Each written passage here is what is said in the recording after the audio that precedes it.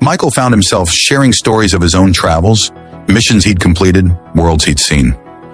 3 days, Lacey said eventually, glancing at his beacon. Not much time. No, Michael agreed. Their eyes met across the small table, and something electric passed between them. In Nevidian culture, she said softly, we believe life is too precious and brief to waste time denying connection when it appears. She reached across the table, her blue fingers intertwining with his tanned ones. Her skin was cooler than a human's, but not unpleasantly so. The contrast sent a thrill through him. And what about human culture, she asked, her eyes holding his. We're adaptable, Michael replied, his voice rough with sudden desire. It's what makes us survive anywhere in the galaxy.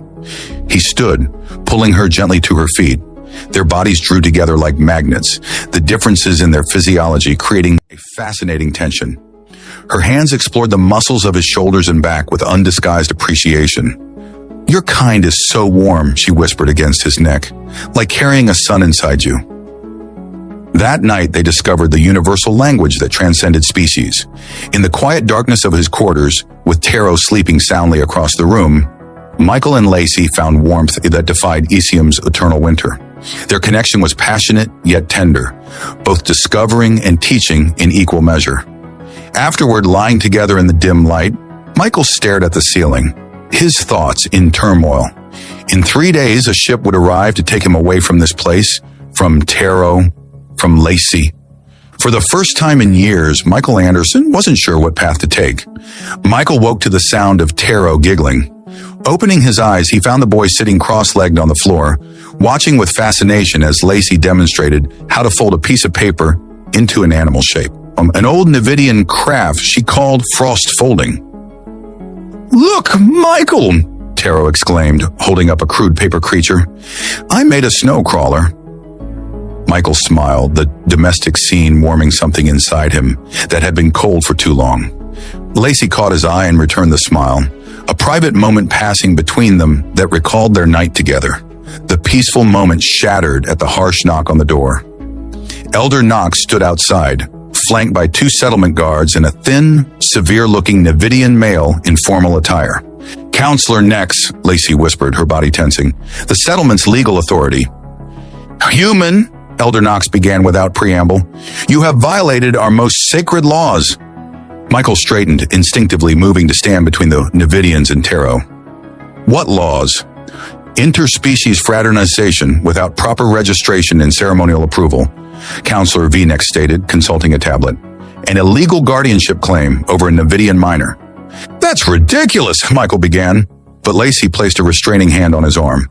They're invoking ancient laws, Michael, she murmured, rarely enforced, but still valid. Furthermore, Elder Knox continued, his eyes narrowing at Taro, the boy's maternal uncle has arrived to claim guardianship. A tall Nevidian male stepped forward from behind the guards. His resemblance to Taro was subtle but unmistakable in the shape of his eyes and the set of his jaw. Uncle Dren, Taro whispered, shrinking back against Michael's leg. Hello, nephew, the newcomer said, his voice smooth as ice. I've come to take you home. I don't want to go with him, Taro said, his small fingers digging into Michael's pant leg. He was mean to Mother. Dren's expression hardened. Children say foolish things when traumatized. My sister's death and her daughter's were unfortunate accidents. Something in his tone raised Michael's hackles. Before he could respond, his emergency beacon chimed again, this time with an urgent priority signal. He pulled it out, reading the encrypted message with growing concern. Is there a problem, human? Elder Knox asked, not bothering to hide his satisfaction at Michael's obvious discomfort. My ship will arrive tomorrow. Not in 3 days, Michael replied, his mind racing. Storm's clearing faster than expected. And they're not just coming for me, they need me for an emergency operation. He scanned the rest of the message. Proxima collective vessels detected in Isium sector. Suspected advanced force for major incursion. Critical U-join counter operation. Specialized skills required. Respond immediately. The Proxima Collective, a hostile alien alliance that had been probing human territory for years. If they were moving into this sector, this changes nothing, Counselor Nex stated. Until your departure, you will respect our laws.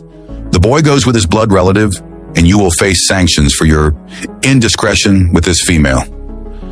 Lacey stepped forward, her posture defiant. I invoke the right of challenge under the old code. As the female involved, I have the right to contest these charges. The counselor's eyes widened. The old code hasn't been invoked in generations.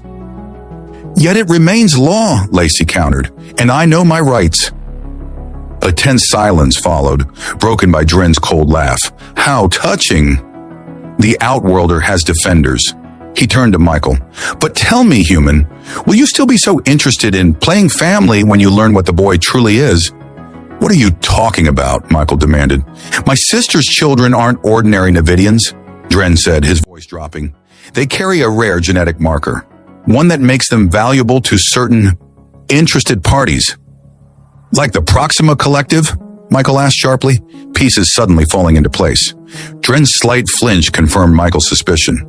The timing was too convenient. The Collective's ships appearing, just as this mysterious uncle showed up to claim Taro. The boy stays with me until this is sorted out, Michael stated firmly, and I'm formally requesting temporary guardianship under Terran Alliance humanitarian protocols, which supersede local law when a child's safety is at risk. Elder Knox sputtered in outrage, but Counselor Nex looked uncertain. The Terran Alliance has no jurisdiction here. Actually, Michael interrupted, holding up his beacon, as a special operations officer responding to a level 1 threat, I can invoke emergency powers if I believe there's a connection to collective activity. It was stretching the truth, but not by much. This is preposterous, Elder Knox exclaimed. Perhaps, Counselor Nex said slowly, we should discuss this matter more privately. He glanced at Dren with new suspicion, especially if there are external interests involved. As the Navidians argued among themselves, Michael felt a tug on his sleeve. Taro looked up at him with frightened eyes. You won't let them take me, will you? He whispered. Michael knelt down to the boy's level. No one's taking you anywhere you don't want to go. I promise. Lacey moved to stand beside them, her hand finding Michael's shoulder in a gesture of solidarity. The warmth of her touch steadied him as his mind raced through options. He had less than 24 hours before his ship arrived. Less than 24 hours to unravel the truth about Taro's family, navigate alien laws, deal with Dren's suspicious claims, and somehow prepare for a military operation against the Collective. And somewhere in all that, he still had a promise to keep, a little girl waiting for a proper burial. The storm had temporarily abated, leaving a brief window of calm in the perpetual winter of Isium. Michael stood at the edge of a small clearing near the settlement's boundary, the preservation container holding Taro's sister cradled in his arms. Behind him, Taro and Lacey waited silently, their breath forming clouds in the frigid air. Is this place good? Michael asked softly. Taro nodded. Mother said the ice spirits live in places where the wind makes patterns in the snow. He pointed to the delicate swirls carved into the snowdrifts by the recent storm. They'll watch over Lena. Michael had used his combat suit's thermal tools to cut through the permafrost, creating a small but dignified grave. Now, as he prepared to fulfill his promise to Taro, the weight of the moment settled on him. In human tradition, he explained to Taro, we say words to honor those who have passed. Would you like to say something for your sister? Taro stepped forward, his small face solemn. Goodbye, Lena. I hope the ice spirits take care of you until Mother finds you. He looked up at Michael. Mother told me something before she went to the stars. She said our blood is special. It can talk to the ice. That's why Uncle Dren was always angry with her. Michael exchanged a glance with Lacey, whose expression had grown concerned. What do you mean your blood can talk to the ice? Lacey asked gently. Mother showed me once. She cut her finger and let a drop fall on ice, and it changed, made patterns like stars. Taro's voice dropped to a whisper. She said never to show anyone, especially not Uncle Dren. She said bad people would want to use it. Michael carefully placed the container in the grave. Taro, this is important. Did your mother ever mention people called the Proxima Collective? The boy's eyes widened. The Star Eaters. Mother said they'd take us away if they found us. As Michael covered the grave, his mind raced. The pieces were falling into place. Taro's genetic heritage, Dren's suspicious arrival, the Collective's sudden interest in this sector. We need to get back, Lacey said urgently. The hearing under the old code begins at midday. Michael nodded, placing a hand-carved marker at the head of the grave. A simple wooden cross, a human tradition that seemed fitting for this moment where two cultures had intertwined. Goodbye, Lena, he said softly. Rest easy. Your brother is safe with us. As they walked back to the settlement, Taro between them holding both their hands, Michael's emergency beacon chimed again. The message was brief but alarming. Proxima advanced scouts confirmed in the settlement vicinity. Possible infiltration, exercise extreme caution, extraction ETA 18 hours. We need to find proof of Dren's connection to the collective before the hearing, Michael murmured to Lacey, and we need to keep Taro safe. I know where to start, Lacey replied. The settlement's communication logs. If Dren contacted anyone off-world. The central hall was already filling with Navidians when they arrived. The old code hearing had drawn nearly every resident, curious to witness a ceremony not performed in generations. Elder Knox presided from a raised platform with Counselor Nex at his side. Dren stood to one side, his cold eyes following Taro's every movement. Lacey of House Terrace, Elder Knox announced formally. You have invoked the right of challenge under the old code. Step forward. Lacey squeezed Michael's hand before approaching the platform. She stood tall, her white braids gleaming in the hall's light. The charges against you and the human are serious, Counselor Nex stated. Interspecies fraternization without proper registration violates our most sacred traditions. I challenge the validity of these charges, Lacey replied, her voice clear and strong. The old code also states that in times of crisis, bonds formed in service to the community transcend traditional requirements. Murmurs rippled through the crowd. Elder Knox frowned. You claim such a crisis existed? The settlement was without power, facing freezing temperatures, Lacey argued. The human risked his life to restore our generators. By the old code's own measure, his service created a bond that supersedes the need for formal registration. While Lacey defended their relationship, Michael slipped his data pad to a young Navidian technician he'd befriended during the power restoration. The tech nodded slightly and disappeared toward the communication center. Furthermore, Lacey continued, I submit that these charges were brought not out of concern for our traditions, but as a pretext to separate the human from the boy Taro. Preposterous, Dren interjected. The boy is my blood. My claim is legitimate. Is it? Michael called out, stepping forward. Then perhaps you can explain your communications with off-world entities in the Proxima sector. A hush fell over the hall. Dren's face darkened. You dare accuse me? We have the logs, Michael bluffed, praying the technician would find something. And we know about Taro's genetic heritage, the ability his bloodline has to manipulate ice at the molecular level. Elder Knox looked between them, confusion evident. What is this about? The Proxima Collective has been searching for beings with natural terraforming abilities, Michael explained. Taro and his sister carried a genetic trait that allows them to restructure ice at the molecular level, a trait that would be invaluable for a species looking to transform frozen worlds. Counselor Nex leaned forward.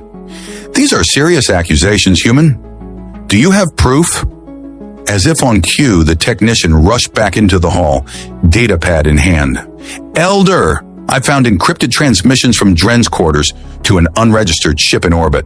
The encryption matches known Proxima patterns. Dren's composure cracked. With a snarl, he lunged toward Taro, who stood frozen in fear. Michael moved with military precision, intercepting Dren, throwing him to the ground. You fool! Dren spat. The collective would have paid handsomely for the boy.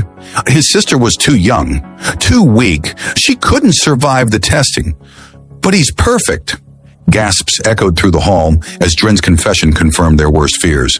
Guards rushed forward to restrain him. The boy stays with us, Michael declared, pulling Taro protectively against him. Lacey hurried to their side, forming a protective circle around the child. Elder Knox stood, his expression grave. In light of these revelations, the charges against Lacey and the human are dismissed. He looked at Michael with newfound respect. It seems we owe you another debt, human. Michael's beacon chimed once more. The message chilled him. Proxima vessels entering atmosphere. Extraction timeline accelerated. Prepare for immediate evacuation. He looked at Lacey, then down at Terra. In less than a day, his life had become entangled with theirs in ways he never could have imagined. Now, with danger approaching, he faced an impossible choice. Their